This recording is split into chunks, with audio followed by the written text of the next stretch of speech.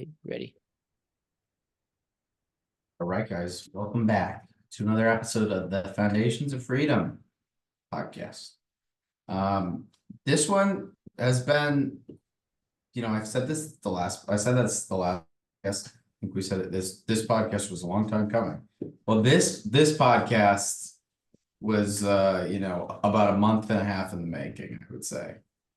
Yeah, Um, we schedules got busy. We wanted to very make this a busy. good podcast. And so we were like, well, we don't want to skimp out on anything. So we finally found the day. We finally got all the notes together and we feel ready here. So now this is an exciting one. This is one that I think we talked about since we started these Mm-hmm. because we always talked about wouldn't it be cool to discuss Theodore Roosevelt and the national parks because it's such a big part of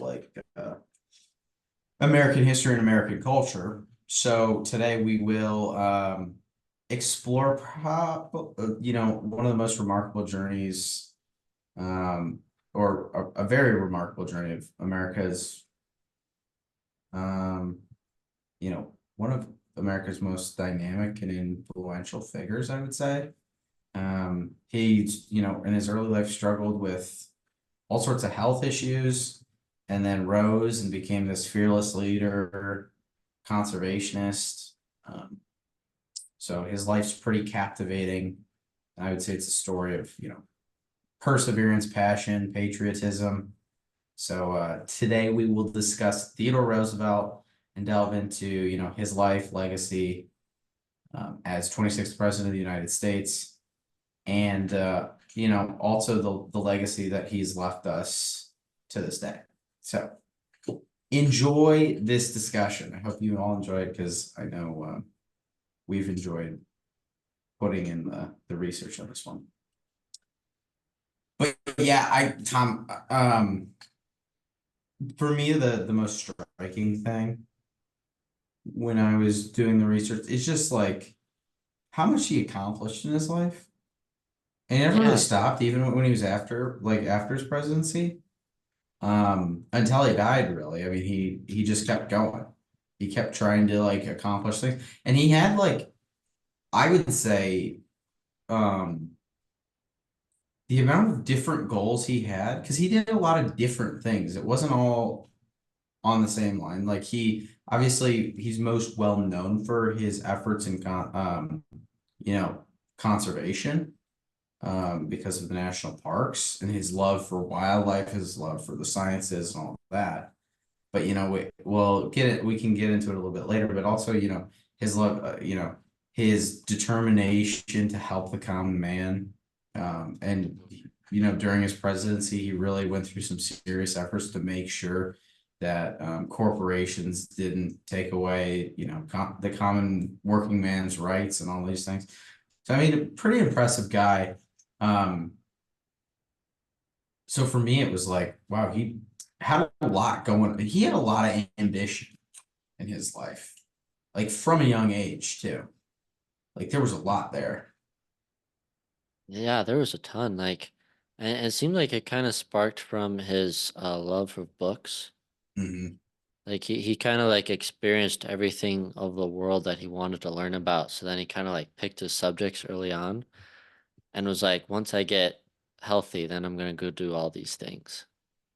Yeah, yeah. I think it was that, and I think too the other thing that kind of propelled him into being this really adventurous type, and also being just very determined and passionate about a lot of different things. Is so when he was younger, he was born in 1858. And he was born in New York City to a very wealthy, prominent family. To Theodore Roosevelt Sr. and Martha Stewart Bullock, I think was her last name, his mother's last name. And he had an older sister, a younger brother and sister as well. But he was like a sickly child. Mm-hmm. And he was, he dealt with a lot of health issues, but especially asthma. so he really didn't leave the house at all. So like you said, he kind of just sat and he didn't even go to school. He was kind of self-taught in that sense, like in things like history, literature, science. Um, and he really also enjoyed reading about the great explorers of the world. Um, I know he was super interested in I think King Olaf the Great or something like that, like from Sweden, and like Eric the Red and those kind of characters, like the great like explorers and conquerors of the world, but especially the ones that like went to seek new lands and stuff like that. So he really liked those stories. Um, so I think that probably played into, his curiosity and his interest in the outdoors and exploring the outdoors. Because I mean, shoot, later into his life, he was doing like all sorts of different, trips to like Africa to do the safari. That's the one he's famous for after his presidency in like 1910. Uh-huh. Um, I think he explored like Brazil too, the wilderness of Brazil at one point. Oh So yeah. like that was always kind of a passion of his. Um, and like that was like from a super young age because I was reading the story, or I was maybe it was in one podcast I listened to about him, but they were telling a story about him where he was super interested as a child, like a kid in the natural sciences. And so he was at a local butcher shop and they had this like seal at the butcher shop and he was obsessed with it, kept going back to like study the seal and like take on it and all these different things, and eventually like brought home the skeleton of the seal. Um, and that like was the first thing that started, he like started a collection of natural history. And like over the course of his youth, he like collected like all sorts of data from wildlife. He became like an avid hunter just to collect like and stuff like waterfowl and birds and like other like small animals and stuff. And he loved to do that. And that's something he carried with him into his, adult life. Um, but yeah, from a young age, I mean, I think maybe it was probably due to all the books he read. You got that like the interest in the outdoors, and probably also because he was cooped up inside all day. Yeah. Because you're sitting around cooped up inside all day, I would imagine you'd want to be getting outside to explore. So if the only way you're able to do that is live vicariously through books, I could see once you're ready to go out in the world, you wanting to explore a little bit. Yeah, definitely. And it seems like I don't know if you picked this up, but just from this like studying of him and then uh we used to have these books back home. It was like the early life of American heroes. It was like those blue book Oh series. yeah. Mm-hmm. And I remember reading that one of Teddy Roosevelt, and he seemed like always a pretty like happy-go-lucky guy from what Right. I could pick up Yeah. on, like Mm-hmm. pretty cheerful fella. And like he was always sharing that excitement, it seemed like with, his family and friends. And later on, like especially that one guy he became really good friends with, that outdoorsman. Mm-hmm. Yeah, What the guy was that kind of took him under his wing. what was I'm his trying name? to I think I put it in here somewhere. It's like Bellew? Baloo? It might have been Baloo. Yeah, Baloo? I think it was Baloo. Yeah, that sounds right. I thought I had it in here. I'm just looking. Um, Yeah. but yeah, he kind of, he was kind of taken under his wing, and this guy was super impressed by him, and they ended Mm-hmm. up becoming really good friends.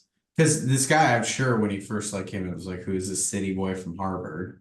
Yeah. Like I mean, like how much, but he was actually impressed by his interest in the outdoors, um, and really impressed by him as just a man. So yeah, I know that too. I think that's where he learned a lot of the like frontier skills is from that guy, and that's probably what allowed him to be kind of the adventurer he was later in life too. Mm-hmm. Yeah, it was almost like he found someone that was on the same wavelength he was, but actually had done all the stuff that he wanted to do, and then kind of like brought him into the fold. But yeah, Yeah. I kind of liked his like his cheerful disposition, a lot. It seemed like Hmm. he never really got down too much. Like I think we'll get to it, but like that tragic part in his life. Hmm. But Hmm. it seemed like he kind of recovered from that. Like it didn't hold him down forever. Yeah. No, definitely not. And I think kind of where I think where you see the determination, because he was a very determined individual, especially later in life, especially when he was president too. But Hmm. I think you see a lot of the resilience, that like resilience he built was because of his health conditions. I think it was still at a pretty young age. His family hired him a boxing trainer who was like a prize fighter. So he took up boxing to become physically fit to overcome his health challenges. Um, and they said that that's what he says shaped his character and determination, which made him the man he was later in life. So it was the boxing, and then he got really into like physical fitness, and really respected like things like different types of athletics and bodybuilding and lifting weights and all that type of stuff. So it was through that I think he built his resilience to get past his health difficulties. Um, and then also, I mean, you have to remember he never really went to school. He was kind of Mm. homeschooled, but his family, being the prominent family that it, were pretty set on him going to school, and they decided he was going to take the entrance exam for Harvard. Um, but he wasn't very good at math. So then they hired him a tutor, and he wasn't good at math at all when he started, but actually was able to get up to the level and take the Harvard exam and pass it. So it kind of shows the level of determination when he put his mind to something, he got it done. So I thought that was pretty interesting to see, no matter what it was, whether it was like boxing, overcoming health conditions, um, doing something like math, or just getting good at something like math. It didn't really matter, but if he put his mind to it, he had built the resilience there to overcome any challenge he really faced. Um, so I thought that was pretty interesting because that is definitely something you see later in his life. Hmm. Um, Definitely a very determined, resilient person. Yeah. That reminds me a little bit of in the podcast we are listening to. The guy was talking about how much Teddy Roosevelt loved his dad and really Hmm. respected his dad, but thought his dad was kind of a little bit uh, uncourageous. And so Teddy wanted Hmm. to prove himself as being like someone really brave. And it Hmm. kind of carried through his whole life. I thought that was kind of interesting how he wanted to be like his dad, and then he kind of wanted to be like the things didn't think his dad was, and then like to show that in his physical strength and prowess, I think. So Yeah, that's interesting. I didn't even think about that, but yeah, you're probably right on that. Huh. yeah, Yeah, I think yeah, because yeah, I wonder if that's why he too gravitated towards, sort of these, or if that's gravitated to these people like Baloo, and yeah, I think he especially appreciated his boxing trainer when he was boxing, and that's really looked up to him as well. So that is kind of interesting seeing him gravitate towards those figures that kind of fulfilled what he was looking for in a role model for those types of things, even hmm, though he had, still respected appreciation for his, father in other ways. But that is pretty, I hadn't thought about that. yeah. I thought it was interesting because it kept coming up as a theme that he wanted to prove himself to be a brave person Hmm. and to like show his family that that's who he was. That's who he was, yeah. Yeah, Hmm. Yeah, and even just like when I know he obviously he makes it into Harvard, and he studied all sorts of things at Harvard. I think like biology, history, French, German, um, and then he was super involved at the school and different sports clubs. I think he um boxed at Harvard. I think he rowed at Harvard. So he was Hmm. very active. But one of the things that stood out to me is while he was at Harvard, so as a kid he was known as Teddy, but it's at Harvard where he takes on the name Theodore. So he leaves Oh. behind his boyhood name. So this is that kind of interested me because it seems like it's kind of the metamorphosis of like him becoming sort of this new version of himself. Hmm. Um, and I think kind of leaving behind his frailty as a child. And Harvard instilled in him like this sense of like discipline, resilience, and made him the man that was, president and all these different things. But that I thought that moment, that leaving behind the name is like sort of like telling of where when it kind of all changed in his mind too. Yeah. That is really interesting. I didn't pick up on that, but Yeah, I think that that's was in one of cool. the, I forget which podcast that was I listened to, but it was in one of them, and I was like, huh, that's really interesting. It was then, kind of after he had made it into this challenging school, kind of passed into that, kind of like past the right, so to speak, rite of Mm. passage, almost into manhood for him.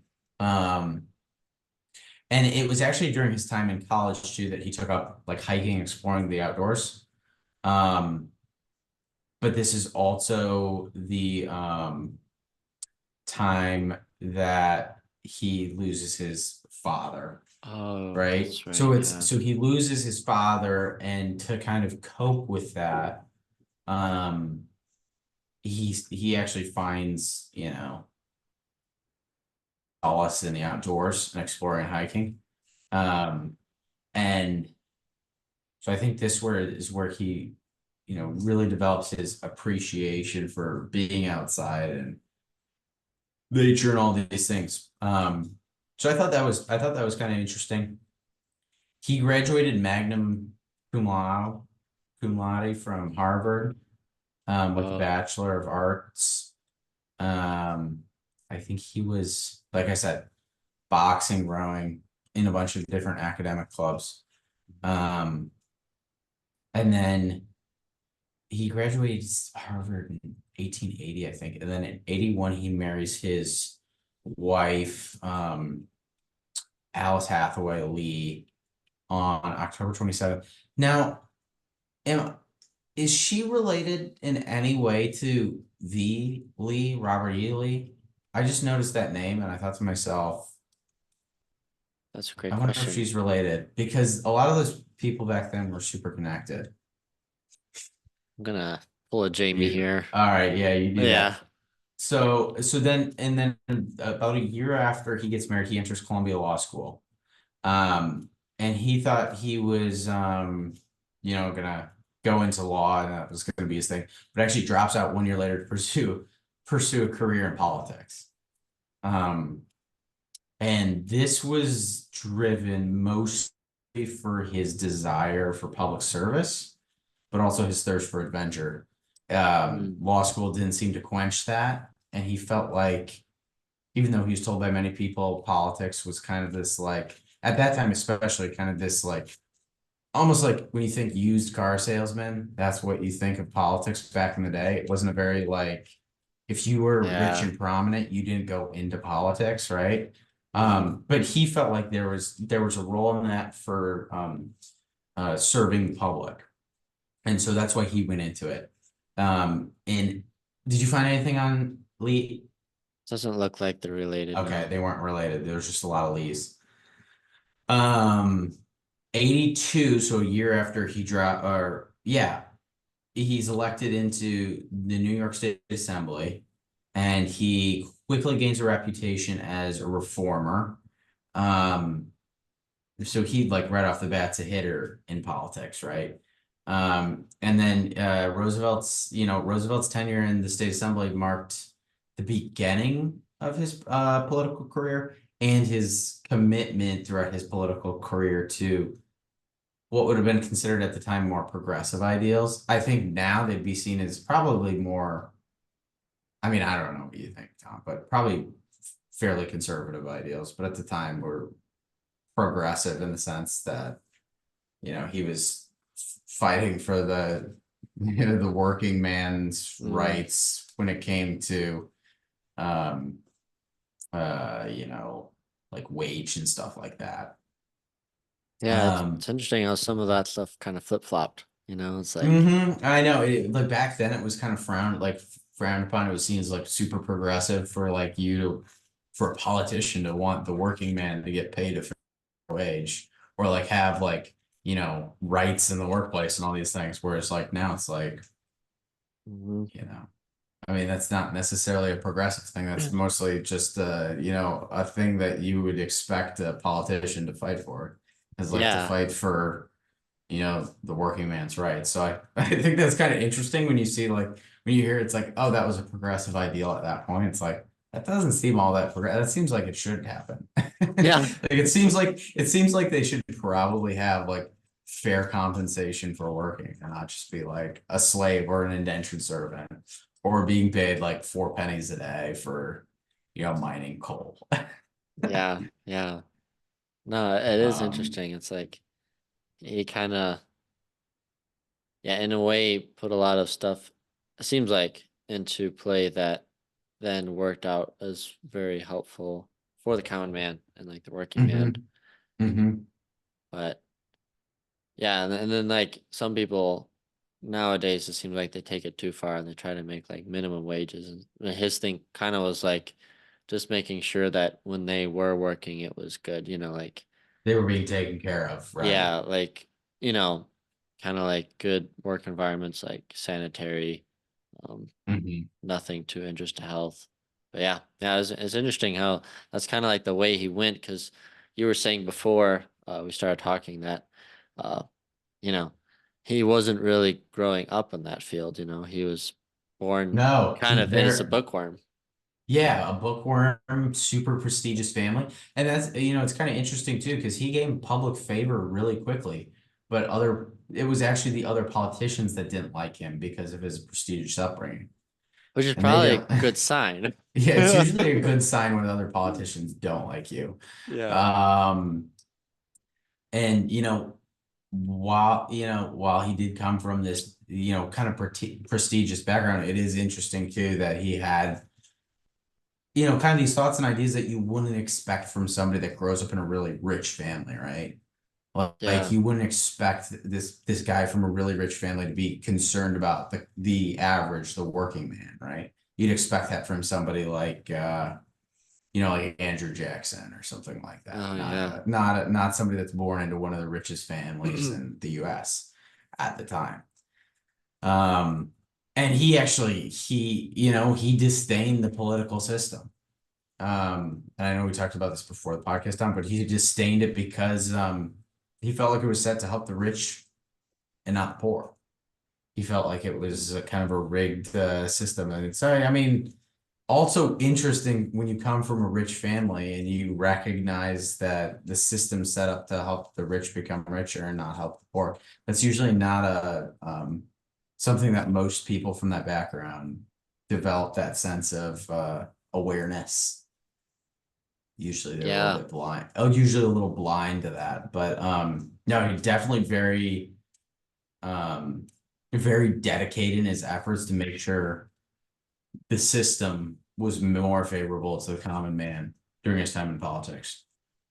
And that was his Yeah. real dedication. Yeah. Pretty remarkable. Yeah. Especially too at the turn of the century, when there's a lot of Yeah, I stuff mean, happening. industrial revolution, we see the first like big rounds of corporations really taking off Hmm. during that time period, like Yeah. late 1890 or like 1890s or 18 late or probably what 1880s is when we start seeing a lot like after the Civil War is over, we see kind of business pick up, at least in Hmm. the North. Yeah. In the South, it took a while, right? But in the North, it was the war machine had created all this industry, and it went from producing guns and ammo to other things. Mm-hmm. And so it's kind of there leading into the, early 1900s that you see these big corporations start to pop up. And so that's where he, I think, took care of or wanted to take care of people when you have big corporations coming in and Yeah. being all about making money. Um, Yeah, he definitely had his heart in the right spot, like, yeah, for and sure. and I mean, it's always hard with those types of things, especially when you're the first one trying to figure out the best way to move forward. Like, Hmm. what are the best decisions we can make here? And it's hard. It's like, you know, the government getting involved was always a two-edged sword. It's like Oh, of course, yeah. it might help, but then it might hurt.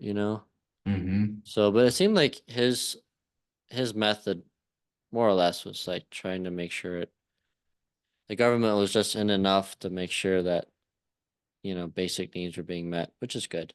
But then, Yeah, yeah.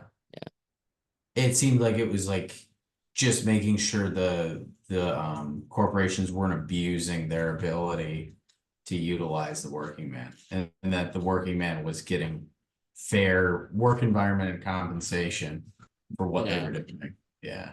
yeah, yeah. It was pretty fascinating. Yeah, it is. Um, and then, what was it, about 1884? I think that's when, yeah, I think it was in February of 1884 that both his wife and his mother die on the same day. And he was, I think his wife was pregnant. Yeah, his wife was Mm, pregnant and giving birth to his daughter. But his wife died in labor, I guess. And then his mother also died on that same day. So, this is obviously a very tragic loss for him. And I thought it was interesting too, immediately after this, he again, just like after his father died and he was kind of seeking solace in the outdoors, he goes to the Dakota Territory and actually lives as a rancher in the Dakota Territory, as oh a rancher yeah. and a frontier sheriff. So he kind of like leaves and he seeks solace in the outdoors again, like kind of removes himself from everything and goes goes away, which I thought was again interesting how this is kind of the outdoors and nature for him were this sort of retreat from the real world, kind of escape almost.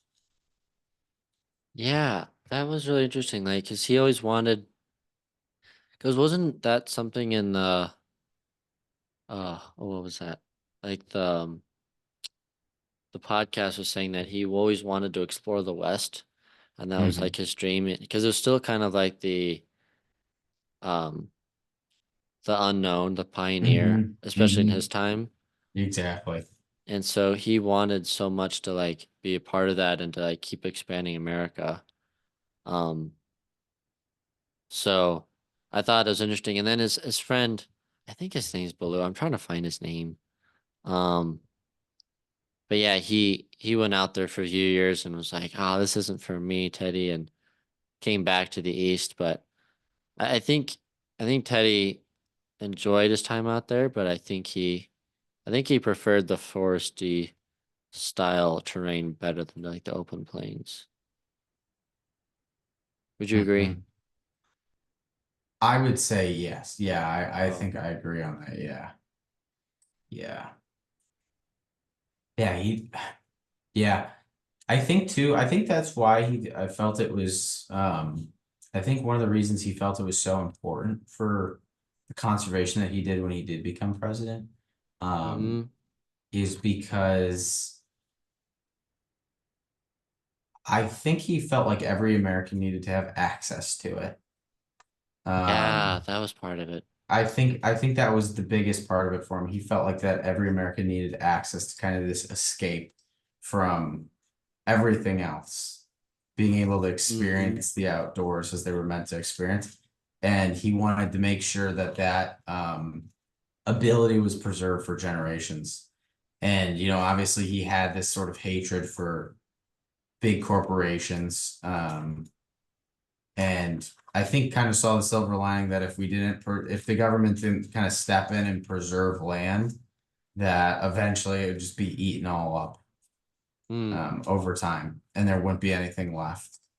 And I mean, it's pretty good foresight to see that kind of writing on the wall. Who knows how much of it he actually saw, but I think to a certain extent it was because of um, his disdain for kind of the greed of corporate America. Or what, at the time, corporate America wasn't the same as corporate America is today, but I think he kind of saw that coming about. Yeah, And he well, thought, especially then he might have been seeing the control that the Federal Reserve, well, the central bank was trying to have, you know. exactly, yeah. And it's like it seems like when corporations got, I don't know the extent of which they got involved, but it seems like when corporations got involved in the banking complex, it kind of snowballed into something really bad. Mm, But like good companies like Ford Motor Company seem to be really good.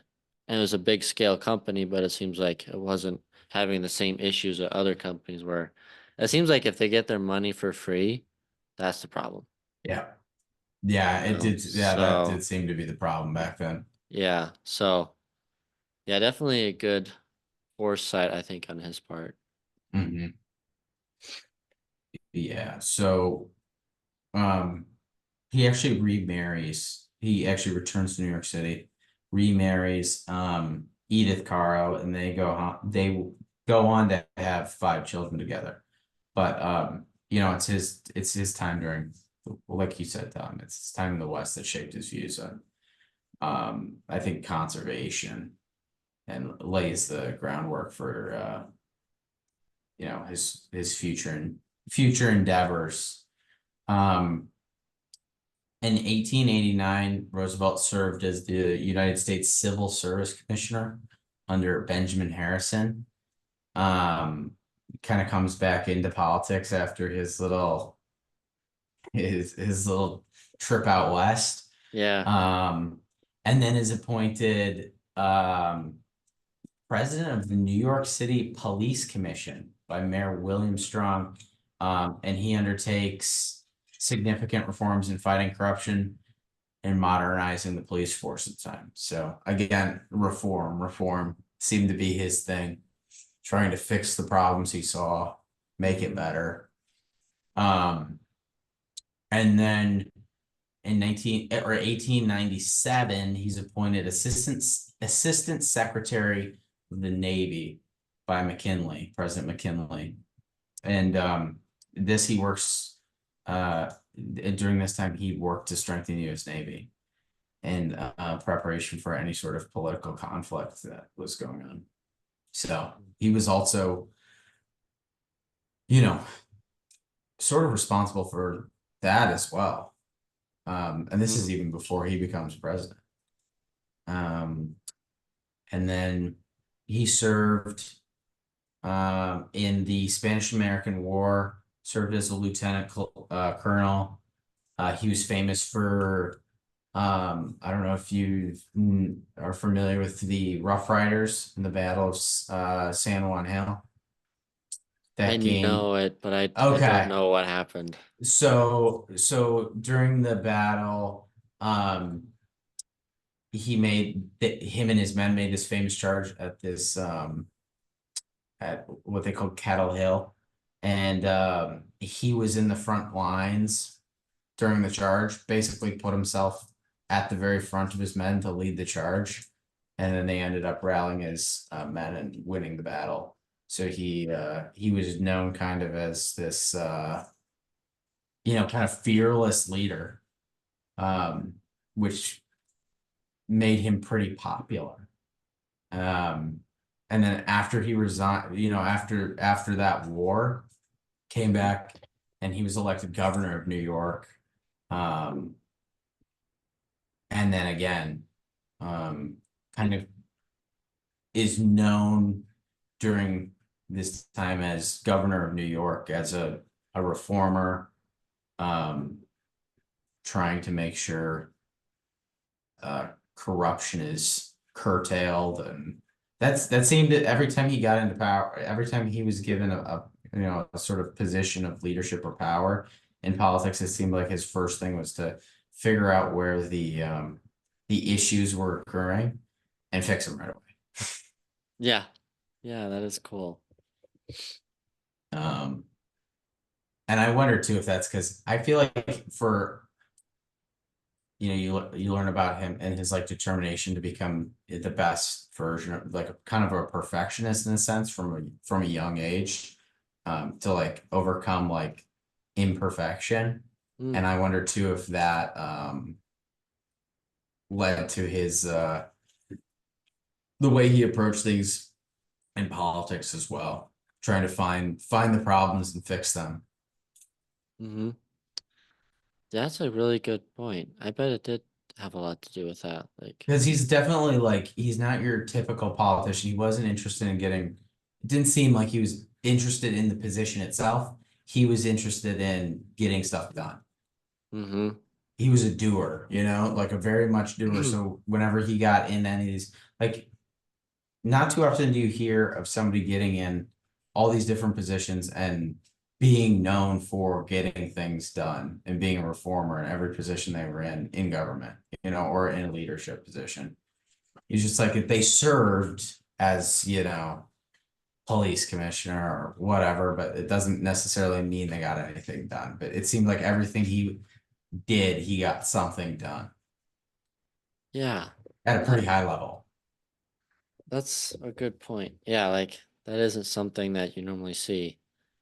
Maybe that's maybe that might be because he was, not supposed to be in politics based on, that Mhm. time in history and like him Yeah. kind of getting in and starting to do his own thing. And it seemed like he was a bit of a trendsetter. Yeah, I would say so. Yeah, he didn't really care about what everybody else was doing. He kind of had his agenda and he ran with it and he got it done. Mm-hmm. Yeah. So that's pretty interesting. And then, all of a sudden people are like, you should run for vice president. And he runs for vice president. He wins, or becomes vice president under William McKinley in 1901. And then McKinley, is assassinated. And then all of a sudden he's president Yeah. That's wild. in September so he becomes vice president March 1st, and then McKinley's assassinated September 14th or like 13th, and then he becomes president like not that many months after he becomes vice president. Wow. Um and like again, like immediately he kind of ushers in this new era of progressive reform. And this was known actually as the Square Deal. So Mm-hmm. most of his presidency was actually spent on breaking up monopolies and laying the groundwork for what we know is like today corporate law, which is pretty interesting. So he's kind of the father of corporate law. But the Square Deal was Theodore Roosevelt's domestic program, which reflected kind of three major goals: conservation of natural resources, so the national parks, and then consumer protection. So like the consumer protection was interesting. Um, and so, these three demands were often referred to as the three C's of Roosevelt's Square Deal, and they aimed to help the middle class citizens, um, and involved attacking the plutocracy and bad trusts, while at the same time protecting business, from the most extreme demands of organized labor. Um, and so yeah, I mean, this aimed to make sure the wage of workers was fair, because he recognized there was oppression of wage workers, to sort of like unfair working conditions, like you were saying, Tom. He really fought for wage workers working conditions, and also Mm-hmm. just making sure they were taken care of. Um, so again, just making sure, the kind of middle class citizen wasn't just run over by this up and coming corporate America that, you know, had, a lot of issues because it was this corporate America was kind of this brand new thing in the early 1900s. Like the Yeah. Industrial Revolution was taking off, there was really no rules. And so like every dude with money out there was trying to throw his hat in the ring and try to make Yeah.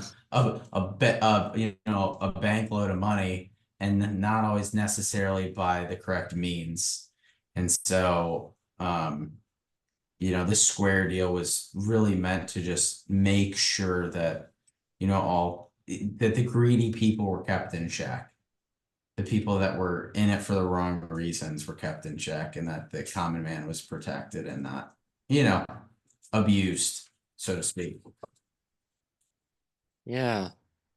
I know, like just reading the Wikipedia article on the square deal, um, one of the things was making sure that proper ventilation was provided for, um, I think work environments. Mhm. Um, they also made sure like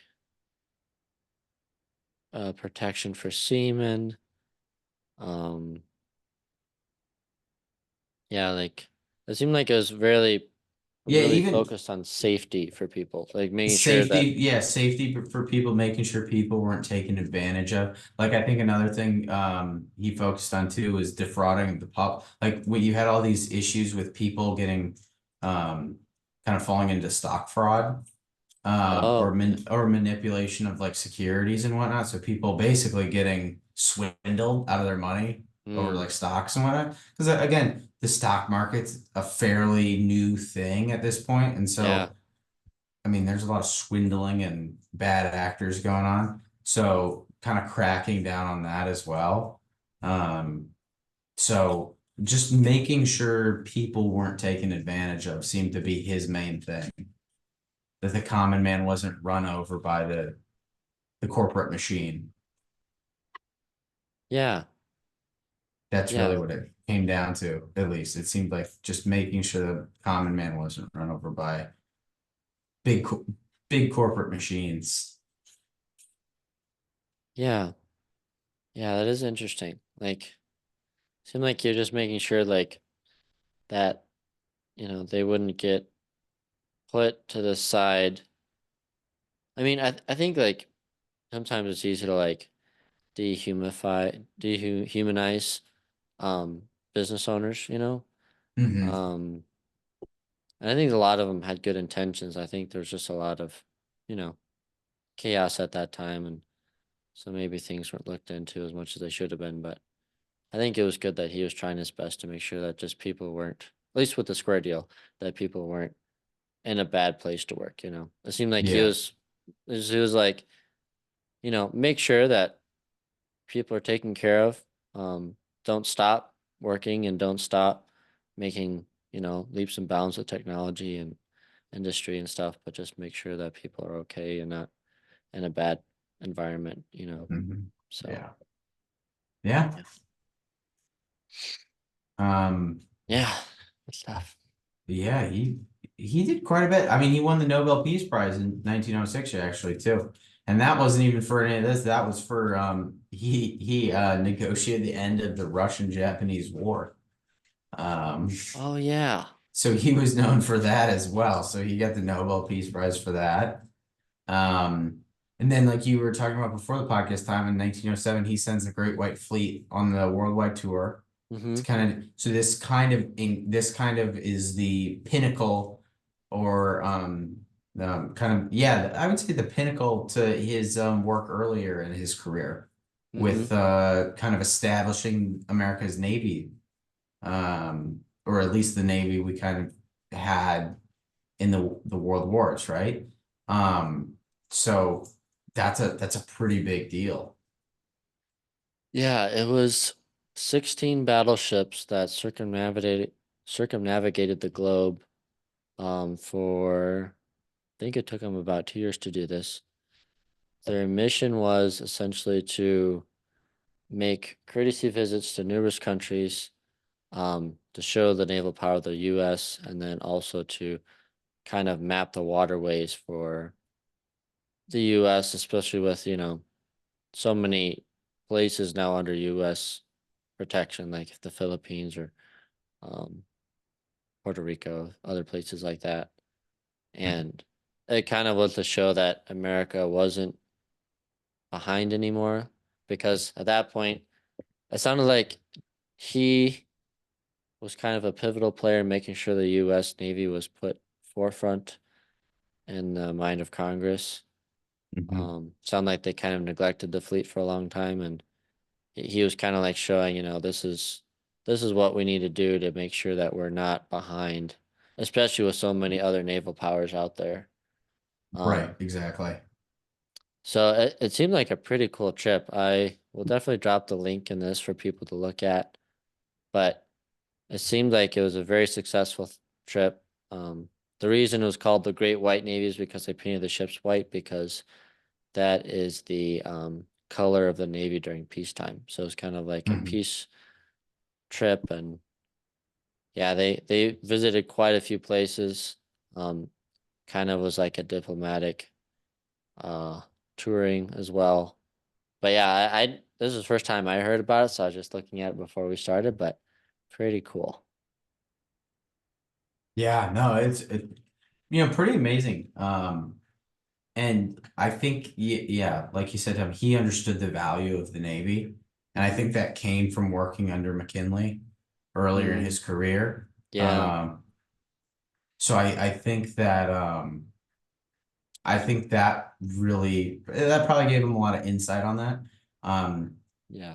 and only made him, you know, more capable of implementing it. And if you look at this, so he became president in what did we say, 1901, enacts the square deal. 1902, he mediated the settlement between labor and management of the coal strike. Um, there was a coal strike in 1902. That was a pretty big deal. So he mediated the settlement. So he was also a good negotiator as well. Mm, 1903 established the National Wildlife Refuge System, and so this made him the father of the national parks. So that's 3 years of presidency, and that's yeah, three pretty major things. yeah. Then he wins re-election in 1904. Then his second term, kind of reintroduces, he kind of solidifies the square deal, right? 1906, he wins the Nobel Peace Prize for the Russo-Japanese War. 1907, he sends out the Great White Fleet. And then so right there, every year he's been president, he's done something pretty significant. I mean, like, take one of those things, and that would be a modern president's legacy. Hmm. I mean, you think about some of the presidents we've had recently. I mean, like, if any of them won the Nobel Peace Prize, that would be the legacy of the president, like for all 8 years, if they were in office for 8 years. Yeah. Like, I mean, it's Hmm. massive, right? But he does, I mean, like, he does that, he's known as this great reform at the time, but then also like establishes something that becomes like part of American history forever with the national, like something incredible like the National Wildlife Refuge System. Like, that's an insane legacy. Yeah. Um, even if he just did that, I mean, that's an incredible legacy. And then, really brings the US back into the forefront of naval power. Hmm. And And quite then, a quite and a in display of quite, that. yeah, quite a significant way. Yeah. Like, not just like, oh yeah, we'll build a bunch of ships. Like, I think he understood the importance of, I think he was a great in national diplomacy. It seems Yeah, it from seems like everything it. he did, seemed like he was a really good at representing America in the global playing field. Like, he understood where we sat in it, and he understood where we needed to be. Um, and kind of the role we fit at the time in the world, Hmm. and didn't try to overstep his bounds too much, like because sometimes I feel like, especially in the last like 40 years, we do a lot of things in national diplomacy or like global diplomacy, but we overstep our bounds way too much. Yep. That seems to be the common thread from the last like 80 years. But he didn't. Like he just kind of knew where he we sat. Yeah. He didn't overplay his hand. Yeah. It was So interesting. Like yeah. he seemed like he was also pretty aware that World War One might be happening too. That was I think he interesting. saw it coming. I think he Yeah. definitely saw it coming. He actually I think this is yeah, in 1914 he advocated for America's entry into World War One. And he offered to lead troops into battle. That was pretty wild. I mean, I know there's a lot of people advocating to go to war, um, but I don't think too many of them were like 60 years old and offering to go fight. Yeah, yeah, also former president. Yeah. Yeah. So yeah, that's like literally like 2 years before he dies. Wow. He's offering to go to battle, right? But yeah, so in 19, so that's 1907, he Great White Fleet. And then, he could have kept going. At the rate he was going, he could have probably done another 4 years because there's no term limit at the time. And he probably would have done more great things, but he steps down. He said that's enough. He said, I'm Yeah, gonna not run as my third term. I think that's one of the most impressive things he does too. And he handpicks William Taft as his successor and says, um, he thought that being president for more than 2 terms would run the risk of dictatorship. He said, I'm done. that's very honorable, actually. Yeah, and I mean, like, I don't think he was done necessarily, doing all the things he could have done. Yeah. He done 2 full terms, and he done all those things. And I think he could have kept going and doing good things, but he was Hmm. self-aware enough to be like, no, let's set the Yeah. precedent and let's, you know, not lead this down the wrong path. Yeah. So knowing the limits of that, I think is pretty impressive, especially when you're having that much success as a president to be able to say, no, you know what? It's somebody else's turn. Hmm. So that was pretty cool. And then he goes on like a year-long safari to Africa and collects like over like 11,000 specimens for the Smithsonian Institution and other museums. Which is insane. 11, 11,000? yeah, almost Whoa. 11 and a half thousand specimens. It's crazy. And then he comes back. So after he handpicks Taft, right? He comes back in 1912 and he's so disappointed. Um, with Taft's presidency, he forms the Progressive Party and runs for president as an independent because he's like this Taft guy. And the party was also known as the Bull Moose Party. But he loses to Woodrow Wilson. Wow. Um, and it's during this campaign he's actually there's an attempted assassination on him, and the assassin's bullet sticks him right where his heart would be, but he had his speech notes in his pocket, and Whoa. the speech notes stopped the or slowed down the bullet enough that it didn't strike his heart. Still went into him, but didn't strike his heart. um and so after he's shot, after making sure his assassin was apprehended, he went right back onto his speech, saying immediately, he was in Milwaukee, to this Milwaukee crowd. He says, "Ladies and gentlemen, I don't know whether you fully understand that I have just been shot, but it takes more than a bullet to kill a bull moose." Oh, wow. It's quite the little, yeah, he was quite the guy. But that bullet stayed in his chest until he died, I think. Wait, really? I don't think it ever got removed, no. Wow. I think it stayed in him. I think that's the story because I know it. I know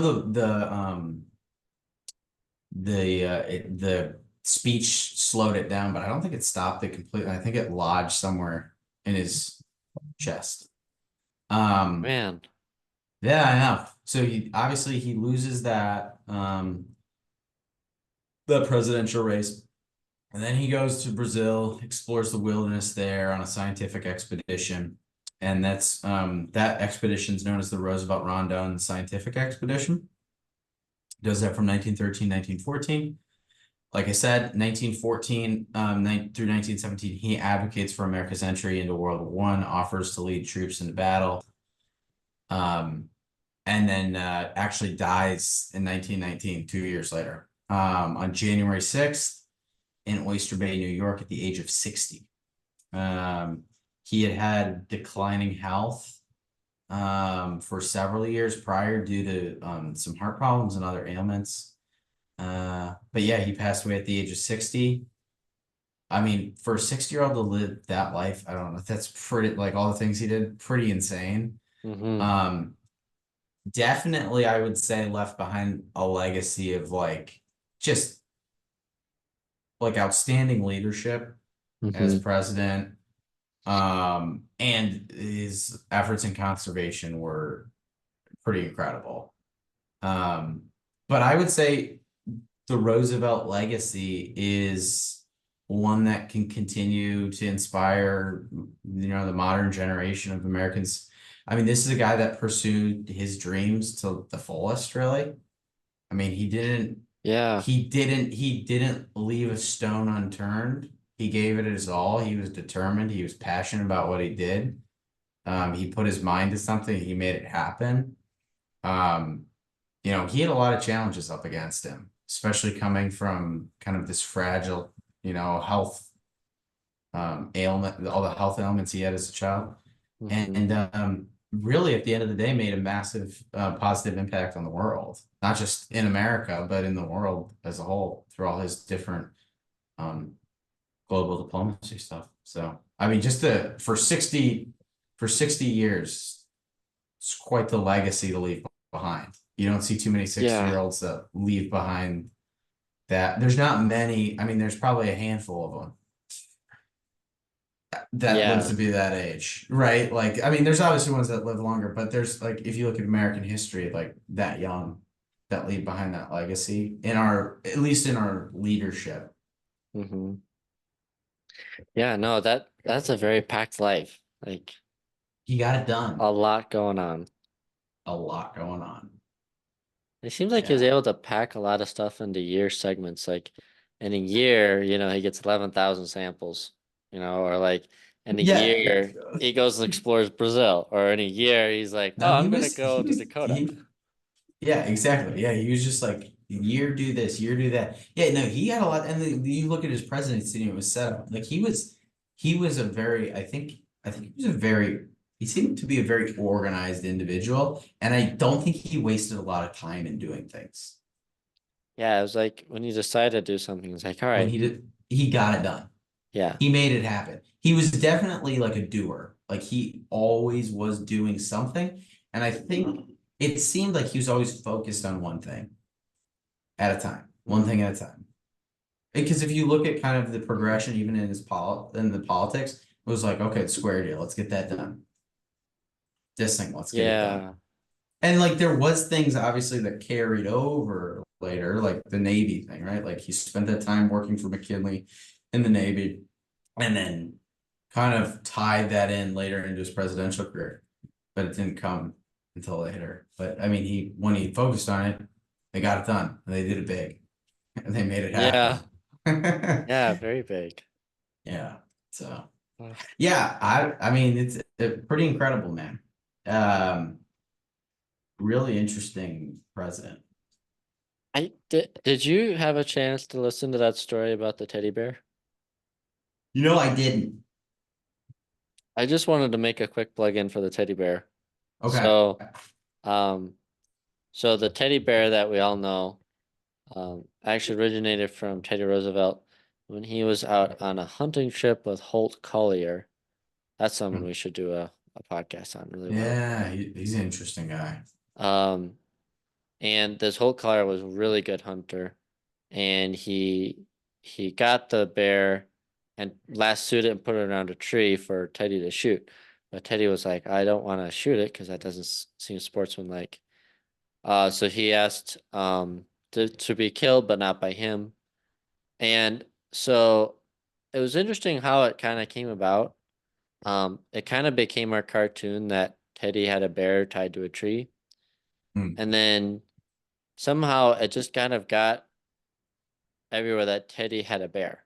And then it became Teddy's bear. And then, And then became a teddy bear. yeah. So it was kind of Okay. like this progression. Like, it doesn't make sense why it became a plush toy. You know, it's like, Right. why did it become teddy bear? But it was just like, it just kind of hit the papers that Teddy had a bear tied to a tree. And then it became the teddy bear. Um, That's super so interesting. I know, but like something that's been huge, like, well, here's a statistic. Um, a teddy bear sales in 2006 alone were $1.3 billion dollars. That's Like, crazy. like teddy bears are everywhere, and Yeah. I just, but that might be a cool, like, 15-minute podcast at some point. We just talk about the teddy bear, but like, yeah, I heard about it and I was like, oh, that's where the teddy bear comes from. And no one really knew why it got popular or what happened or anything, but people just Uh-huh. came up with the teddy bear. So kind of cool. That's really interesting. Yeah. Yeah. I mean, I had always assumed like maybe it had something to do with him because the Teddy, it's not something you hear that often. It seemed like he was like the first Teddy, but Hmm. I never heard that story before. That's interesting. Yeah. So maybe it was kind of like maybe people thought it was like his pet bear or something like that. Or maybe that's why they kind of took it as like, oh, I have my own teddy bear. It's like my own pet bear. Yeah. Maybe And then that's I wonder if the term like, oh, you're a big teddy bear came from the fact that like kind of that like, oh, I don't want to kill it, like kind of a soft heart type thing there. oh, maybe, yeah. That might Yeah. explain it. Yeah, like the Um, bear was so calm that it wasn't really fighting that much. yeah. So Huh. it's Interesting. cool. But It is interesting. It's always interesting to hear where those things come from. hmm Hmm. But yeah. Yeah, I mean, yeah, and I mean really, unless you don't have, I think that was about all I had on Teddy Roosevelt. Was there anything else that we didn't cover? I'm trying to think if we missed anything. not really.